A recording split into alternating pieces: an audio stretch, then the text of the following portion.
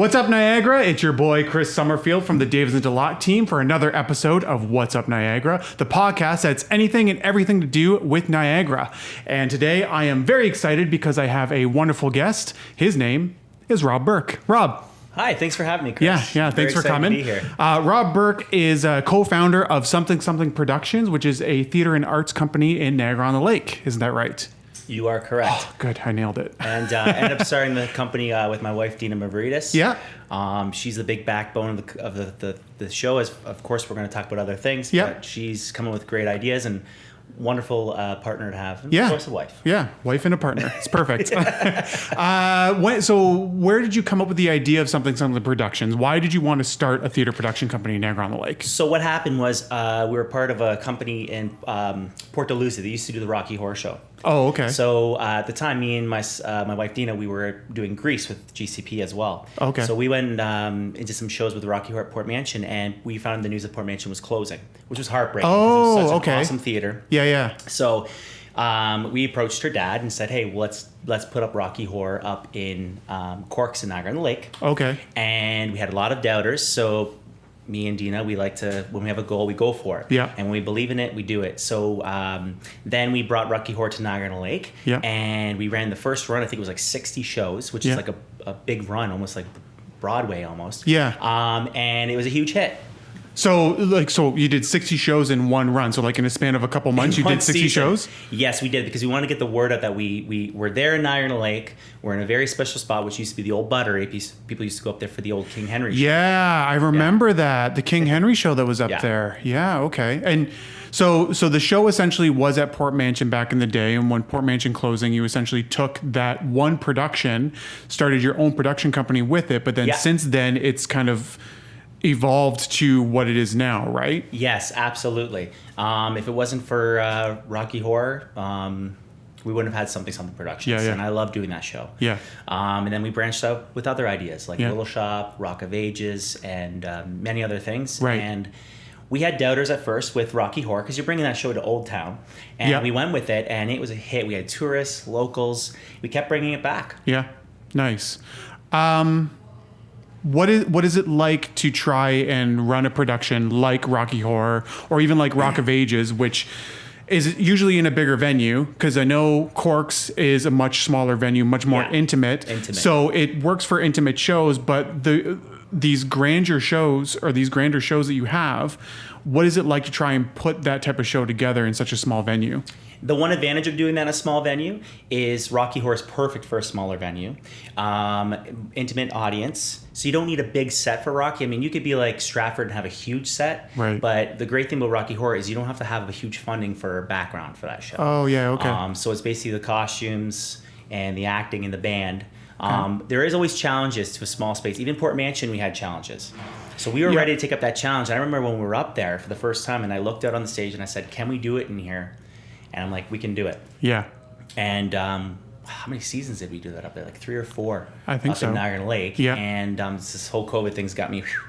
So, but no, and it has its challenges. Now, I think when we did Rock of Ages, that was a huge challenge. Little Shop was a challenge because you have those big plant puppets. Yeah. Rock of Ages is known to be in these huge venues. Yeah. And we did it in there, and it's all because of Dina. She can take a show like that, think about it, and she makes it work in a small space. I couldn't do it. I'm not a director. Yeah. I'm a producer, performer. Right. And we made it work, and people would leave having a great time. Some people came back every weekend. Yeah. And Rocky Horror, we had regulars every year coming in. Well, yeah, I mean, like Rocky Horror was like a surreal event for the last couple of years. Like it was a staple or an institution in Old Town. Which we were lucky to have you part of that. Yeah, it was. For one run, I was the narrator in one run, and I did enjoy my time there. For anyone that maybe hasn't seen Rocky Horror, when you're the narrator in the production, you have to get used to the audience essentially booing and hissing you and saying other derogatory terms. And keep track of your lines, but you can improv at the same time, which you were a master at that. Yeah. Myself, like, I can't say I couldn't have done it. Yeah. But it's a lot of work, because if you get distracted, get thrown off, you might go into the other piece of your monologue from another part of the show. Yeah. And you lose it.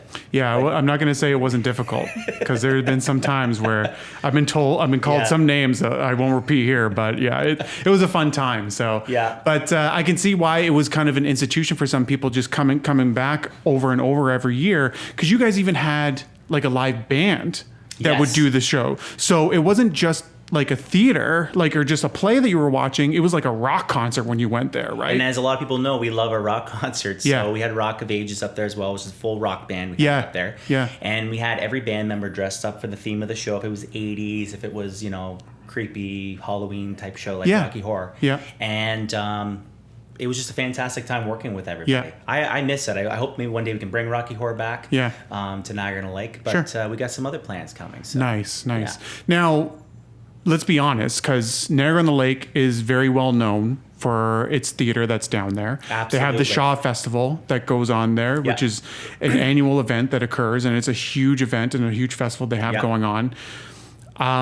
What was it like putting together a production company in Niagara-on-the-Lake, essentially under the shadow of this huge monster in the Shaw Festival? Like, were you received very well from the locals, or did you get a little bit of pushback? Rocky Horror from the locals, they were kind of timid with Rocky Horror coming in. Shaw Festival themselves were very supportive. Oh, nice. Actually, the black curtains that used to be up in Corks came from the Shaw. Oh, nice. Okay. And after shows, I'd bump into actually Shaw actors and we would talk, and they're like, "You're doing Rocky Horror up there? Yeah. I want to be part of Rocky Horror. I'm down here." They're like, "I love working with the Shaw. Yeah. But I would love to go up there and do a show sometime." Yeah. So when you hear that from a Shaw actor, you're like, "Okay, we're doing the right thing. We're bringing the right titles in." Yeah. Because Rocky Horror would not be something the Shaw would do.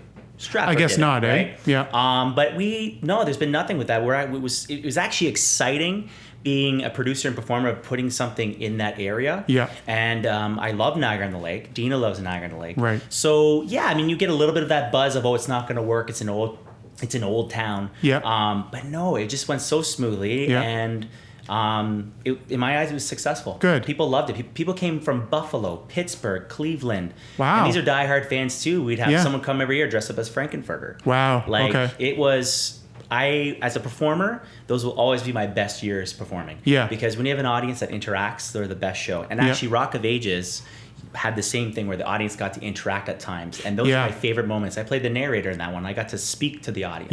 Yeah. And those are my favorite roles. You can break that fourth wall down. Yeah. Now, the Rock of Ages production that you put together was, as far as I recall, it was kind of a lucky shoot because you guys got I don't know, you must have you must have had a horseshoe up your butt to try and get that done, because you actually got the rights to Rock of Ages, and to get such a huge production done in such a small venue, and you guys nailed it, right? Thank you. I appreciate that, because I know you went to see the show. Yeah. I think what it was is that the challenge of a small space and a big show that's usually on national Broadway. Yeah. I'm not saying we weren't supposed to get that title. It was very lucky. We were going through other titles and whatnot. And I remember Dina opened up the email. She's like, "Oh my God, we got Rock of Ages." And I would go, "Are you serious? We have Rock of Ages for Niagara-on-the-Lake in a small venue?" Yeah. And we were studying, watching videos on YouTube of different universities and different companies. And there were small venues, not like that. But Dina just kept making all these notes as a director, how she's going to have set pieces, what she's going to do. And then once she had the cast, it was magic. Yeah, nice. So good. So on top of the big shows you guys have put together, you guys have also put together some smaller shows as well. I know you did one specifically for kids as well, and you guys have your foot in the door for a lot of charities and getting involved in the community as well for your shows too. Is that right? Yes, we used to do plays for children. We did Robert Munch. We had shorts from Robert Munch. We did family day events, which I had a really good time. I missed those as well. A good time. We did the plays, and we actually used to run a program where it was free for children who may have needed a boost of self-esteem, or just need to get a free program out there to help them. And we would teach them theater skills. And Dina would teach them, and we'd have other volunteers. And then they'd put in this incredible 20 to 30 piece show for their parents and friends would come. And the parents that would leave would say, "You have shaped and changed my child's life." And when you hear that, that's all we're here for. We want to make a difference in the community. Yeah. So now coming forward, I really miss doing that type of work. So we're hoping that in probably 2021, which is coming up soon, we are hoping to do events where it's going to tie in with more fundraising on top of it, because I really do miss fundraising, and I want to focus on companies in Niagara-on-the-Lake, smaller nonprofit organizations, mental health, children, just putting out there to help the community. So I really miss it, and I want to bring that back when we come back. Great. Awesome. Well, I know that you are very involved with like kids in the community and getting involved in those organizations too. And the way Something Productions has evolved is that you've also incorporated doing like live concerts, right? And one of the bigger shows you put together is one that I know you're very proud of because we talked about it at great lengths over many pints. And ideas and things that we could do. It's your Club 27 experience that you put together, right? So explain what the Club 27 experience is. So Club 27 is about, it was a concert experience of any artist that passed away at 27. So we had Jim Morrison, Jimi Hendrix, Janis Joplin, Kurt Cobain. Yeah. And throughout the sets, it was their greatest hits, basically. But you just didn't have Jim Morrison do a set and it was Janis. It was an experience. And in between certain songs, you would get video or audio clips of the artist talking. So it felt like their energy was there in the show. Yeah. The performers brought the energy of what the artists also brought to the stage. Yeah. But it wasn't like done in a full tribute style. And we had so much great feedback. We did very well with ticket sales. We did the warehouse that was like basically sold out. Right. And then we moved on to the Doors and CCR. We called it Proud Mary. That sold out every night in Niagara-on-the-Lake. Yeah. Then usually what I'll do is I'll run a pilot up there first. Right. And then what happens is I try to bring it to different venues because I get to hear the feedback of locals and tourists. Sure. And Proud Mary was such a big hit and had good feedback. I said, okay, now I got to bring this one somewhere. Yeah. So before the COVID happened, we had the Welland stage with the doors opening, right. Food Truck Fest. I was about to have a meeting with a winery, and I was really bummed about it, but I had a feeling it was going to come with the news. And now it's almost like a restart button in certain ways with these other ideas that I have. Yeah. We can push it for the future. Right. And I'm really excited. I was talking to a few people about the ideas and came forward to some musicians, and they're really excited to put some new stuff together. Yeah, nice. Yeah, you got a good roster of very talented musicians put together, because even that Club 27 show, you think that a roster of folks that are putting together songs from Joplin, Hendrix, Cobain, and Morrison, you think it's 4 different bands, but it's really only like 6 or 7 folks you have on stage, right? Yes. And so you got the same drummer, the same guitarist, the same bassist that are doing all of those songs. And they have to go to different styles, from like the grunge to Hendrix and the Doors, which is a lot of keys. Yeah. Right? And they did a fantastic job. Yeah. So in the meantime, I'm actually hoping to be putting together, I got the guys ready, a full Doors experience of just music from the Doors. Yeah. And then I plan on in the future to maybe have a Hendrix night with it. And maybe even an Amy Winehouse. That's the ideas I got. Nice. Then I got the other one that I'm putting together as well, that we're putting together is the Cuomos, which is going to be a Weezer celebration of the Blue album. Yeah. And each musician is going to resemble Rivers with the glasses. And which would make great photo material. Yeah, for sure. When I brought this idea out to people that we know, like me and Dina's friends, they're like, I love Weezer. That's a great idea. Like, so what I do is I talk to kind of friends and people first. Right. And if I get that kind of feedback that they're interested, I go for it. Yeah. And if I don't get it as much, I go, as much as I love that music, it might not sell. May not be for everyone. Venues might not want it. So, we got some good ideas for the future. And I mean, we used to do seasons where we do like 3 or 4 productions. I'm talking play, musical, play. Yeah. And so forth, or a cabaret. We've kind of spread things out. We're not very like, we have to do it this, we have to do it then. Yeah. But the prime season is for the summer and the spring, because that's when everybody wants to go out and do stuff. Right. Outdoor events.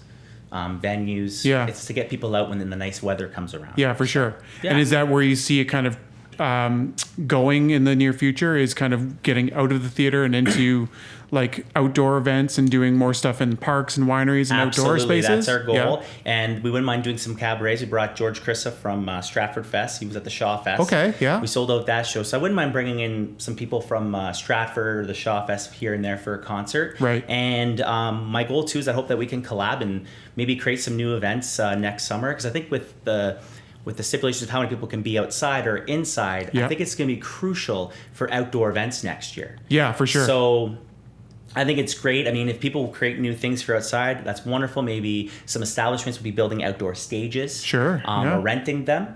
But I think outdoor entertainment is going to be so huge next summer, and that's where we have to really hit hard in Niagara. Yeah, that's great.